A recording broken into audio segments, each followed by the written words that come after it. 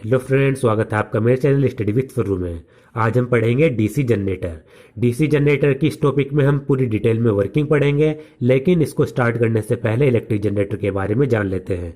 Electric generator में mechanical energy का इस्तेमाल करके एक कंडक्टर को मैग्नेटिक फील्ड में रोटेट कराया जाता है, और जब कंडक्टर मैग्नेटिक फील्ड में रोटेट करता है तो उससे इलेक्ट्रिसिटी प्रोड्यूस होती है।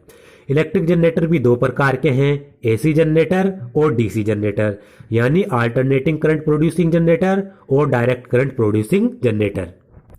एसी जनरेटर किस तरीके से वर्क करता है, यानी वो अल्टरनेटिंग करंट किस तरीके से प्रोड्यूस करता है, इसके ऊपर मैंने वीडियो बना रखा है। वो वीडियो आप डिस्क्रिप्शन बॉक्स में लिंक दिया हुआ है, उस लिंक से आप देख सकते हैं।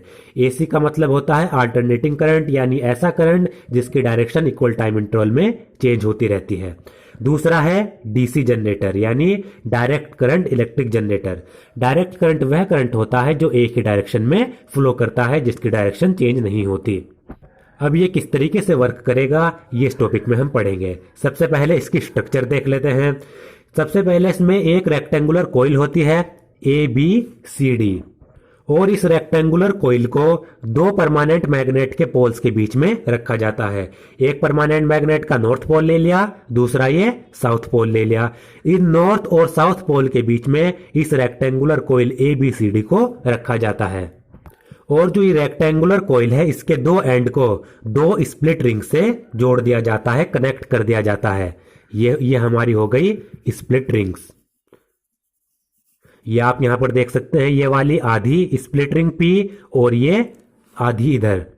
हम क्या लें, हम एक रिंग लें और इस रिंग को इक्वल बीच से अगर हम काट दें तो आधी रिंग इधर आएगी, आधी रिंग इधर आएगी। ये कहलाती है हमारी स्प्लिट रिंग्स।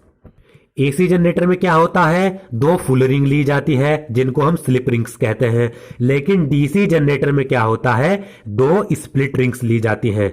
ये एसी और डीसी जनरेटर में मेन डिफरेंस है। एसी जनरेटर में तो स्लिप रिंग ली जाएगी, यानी पूरी की पूरी दो रिंग्स ली जाएगी, लेकिन डीसी जनरेटर में दो हाफ रिंग ली जाएगी जिन्हें हम कहते हैं स्प्लिट रिंग्स, जिनको नाम दे दिया गया P और Q। और जो ये रेक्टेंगुलर कॉइल है, इसके दोनों एंड को हमने P और Q, ये स्प्लिट रिंग्स है, इनसे जोड़ दिया। और जो ये रिंग्स हैं, ये एक एक्सल से जुड़ी हुई होती है। ये हमारा यहाँ पर ये एक्सल है, ये आप देख सकते हैं, ये रोटेटिंग एक्सल होता है, इससे ये स्लिप रिंग्स जुड़ी हुई होती हैं। और यहाँ पर दो कंडक्टिंग ब्रश लगा दिए जाते हैं, ये B1 ब्रश और ये B2 ब्रश। यहाँ पर ये दो कंडक्टिंग ब्रश यहाँ से जोड़े गए हैं। तो ये इसकी पूरी स्ट्रक्चर है। दो परमानेंट मैग्नेट्स के पोल लिए गए, नॉर्थ पोल साउथ पोल, इनके बीच में ये रेक्टेंगुलर कॉइल है ABCD। रेक्टेंगुलर कॉइल के दोनों एंड को P रिंग, ये स्प्लिट रिंग, और इस वाले एंड को इस वाली स्प्लिट रिंग से जोड़ा गया। फिर यहाँ पर दो कंडक्टिंग ब्रश लगा दिए जाते हैं, B1 ब्रश और ये B2 ब्रश। और जो ये स्प्लिट रिंग्स हैं, इनको एक एक्सल से जोड़ दिया जाता है, जो एक्सल रोटेट करता है। और ब्रश है X ब्रश, और ये जो B1 ब्रश और ये B2 ब्रश है, इससे यहाँ पर एक गैल्वेनोमीटर जोड़ दिया जाता है जो करंट को मेजर करेगा। तो अब देखते हैं ये वर्क कैसे करता है। सबसे पहले क्या होगा, एक्सल रोटेट करेगा। मान लीजिए एक्सल क्लॉकवाइज इस तरीके से रोटेट करेगा। ये एक्सल है, ये इस तरीके से ये रोटेट किया। तो जैसे ही एक्सल इस तरीके से रोटेट करेगा, तो आप देख सकते हैं इससे जो ये रेक्टेंगुलर कॉइल जुड़ी हुई है, ये भी रोटेट करेगी। तो क्या होगा, रेक्टेंगुलर कॉइल की जो AB साइड है, ये तो ऊपर आ जाएगी, और जो ये CD साइड है, ये नीचे चली जाएगी। आप ये इस तरीके से देख सकते हैं। जैसे ही हमने क्या किया, मैकेनिकली एक्सल को रोटेट कराया, यानी एक्सल को घुमाया, तो जो ये AB है, रेक्टेंगुलर कॉइल की जो ये AB साइड है, AB आर्म है, ये तो ऊपर रोटेट करेगी, और जो ये CD आर्म है, ये नीचे आ जाएगी।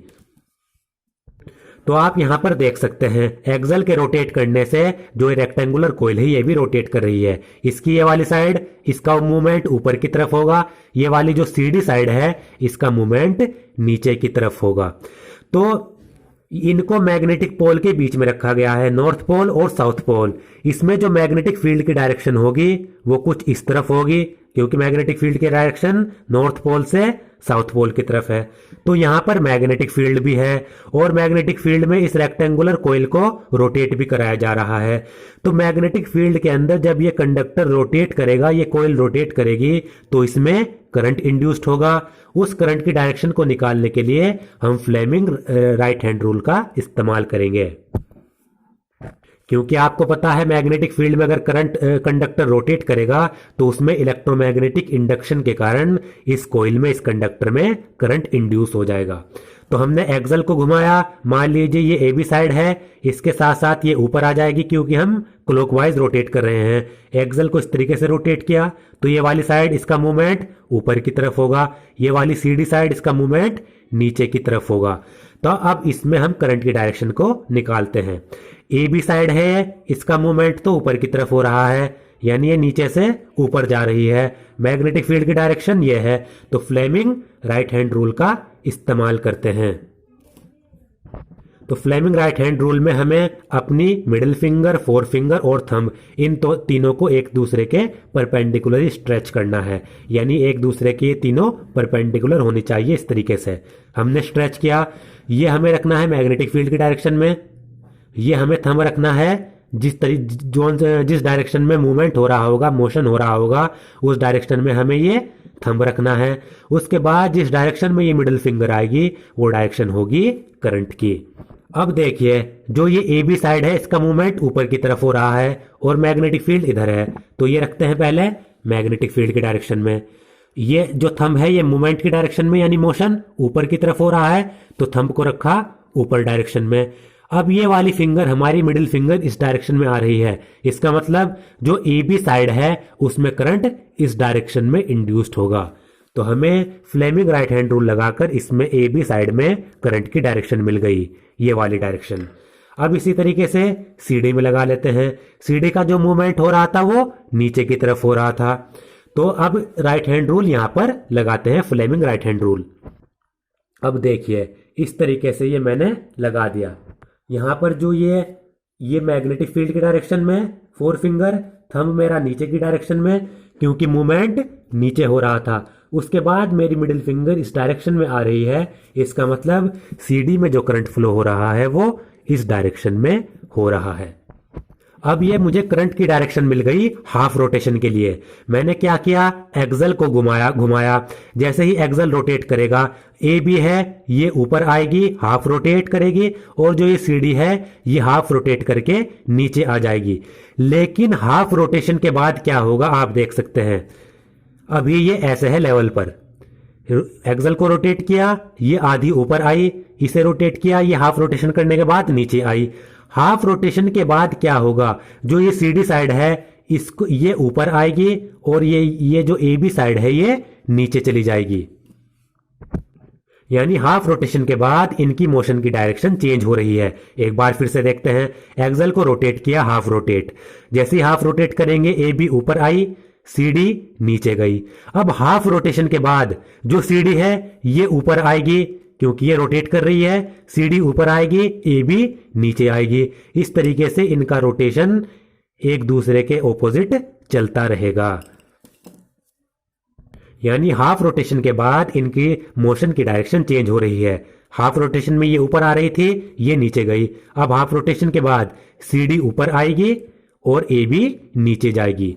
तो हमें क्या पता चला, तो हमें पता चला हाफ रोटेशन के बाद ए बी की मोशन की डायरेक्शन चेंज हो रही है। अब इसका मोशन ए बी, जो ये हमारी ए बी जो आर्म है रेक्टेंगुलर कॉइल की, इसका मोशन अब नीचे की तरफ हो रहा है। अब फिर लगाते हैं फ्लेमिंग राइट हैंड रूल। अब इसका मोशन नीचे की तरफ, ए बी का मोशन अब उल्टा हो रहा है नीचे की तरफ, तो मैग्नेटिक फील्ड इधर, अंगूठा नीचे, हमारी ये वाली फिंगर इधर आ रही है। तो इसका मतलब ए बी में अब जो करंट की डायरेक्शन है वो नीचे की तरफ हो गई। अब सीडी का मूवमेंट ऊपर की तरफ हो रहा है, तो ये अंगूठा ऊपर, मैग्नेटिक फील्ड की डायरेक्शन ये, करंट इस डायरेक्शन में। तो अब जो सीडी है उसमें करंट की डायरेक्शन ये वाली हो गई। यानी हमने क्या देखा, हाफ रोटेशन के बाद जो रेक्टेंगुलर कॉइल है उसमें करंट की डायरेक्शन चेंज हो रही है। पहले हाफ रोटेशन में ए बी में करंट इधर था, यानी करंट इस डायरेक्शन जा रहा था, और सी डी में नीचे की तरफ इस डायरेक्शन से आ रहा था। लेकिन अगले हाफ रोटेशन में क्या हो रहा है, जो करंट है वो उल्टा हो गया, सी डी में इस डायरेक्शन से, और जो ए बी है उसमें ये वाली डायरेक्शन हो गई। तो ये तो अल्टरनेटिंग करंट हो गया, एसी करंट हो गया, क्योंकि इसमें करंट की डायरेक्शन चेंज हो गई है। अब हमें क्या करना है, जो ये हाफ रोटेशन हुआ करंट इस डायरेक्शन में है, अगला जो हाफ रोटेशन है जिसमें करंट इस डायरेक्शन में आ रहा है उसको चेंज करके, इस वाले करंट को चेंज करके ये वाली डायरेक्शन हमें करनी है, तभी तो हमारा डीसी करंट प्रोड्यूस होगा। तो इस वाले करंट की जो डायरेक्शन है इसको चेंज करने का काम करती है हमारी स्प्लिट रिंग्स। जैसे ही हाफ रोटेशन होता है क्या होगा, जो ये पी स्प्लिट रिंग है ये B2 ब्रश के कांटेक्ट में आएगी, और जो ये Q स्प्लिट रिंग है ये B1 ब्रश के कांटेक्ट में आएगी, क्योंकि एक्सल रोटेट करेगा। जैसे ही एक्सल रोटेट करेगा जो ये P वाली स्प्लिट रिंग है ये तो B2 ब्रश के कांटेक्ट में आ जाएगी, और जो ये Q वाली स्प्लिट रिंग है ये B1 ब्रश के कांटेक्ट में आ जाएगी। और इन ब्रश के कांटेक्ट आने के बाद क्या होगा, जो स्प्लिट रिंग्स हैं ये इस रेक्टेंगुलर कॉइल में करंट की डायरेक्शन को चेंज कर देगी। तो आपको याद रखना है, यहां पर हाफ रोटेशन के बाद जो करंट की डायरेक्शन को चेंज करने का काम कर रही है, रिवर्स करने का काम कर रही है, वो स्प्लिट रिंग्स कहलाती हैं। और स्प्लिट रिंग्स इसमें कॉम्यूटेटर की तरह एक्ट करती हैं। अब ये कॉम्यूटेटर क्या होता है, कॉम्यूटेटर वह डिवाइस होती है जो किसी भी सर्किट में इलेक्ट्रिक करंट को रिवर्स कर देती है। तो यहां पर स्प्लिट रिंग्स कॉम्यूटेटर का काम कर रही हैं। तो पहले हाफ रोटेशन में क्या था, करंट इस डायरेक्शन में ए बी में फ्लो कर रहा था और सी डी में इस डायरेक्शन में फ्लो कर रहा था। अगले हाफ रोटेशन में ए बी में करंट इस डायरेक्शन में फ्लो करना चाहिए था, लेकिन जो ये स्प्लिट रिंग्स हैं ये क्या कर देती हैं, ये करंट की डायरेक्शन को रिवर्स कर देती हैं। जो अगले हाफ रोटेशन में करंट इस डायरेक्शन में फ्लो करना चाहिए था ये उसकी डायरेक्शन को उल्टा कर देंगे। अगले हाफ रोटेशन में भी करंट इसी डायरेक्शन में ए बी में फ्लो करेगा और सी डी में इसी डायरेक्शन में फ्लो करेगा।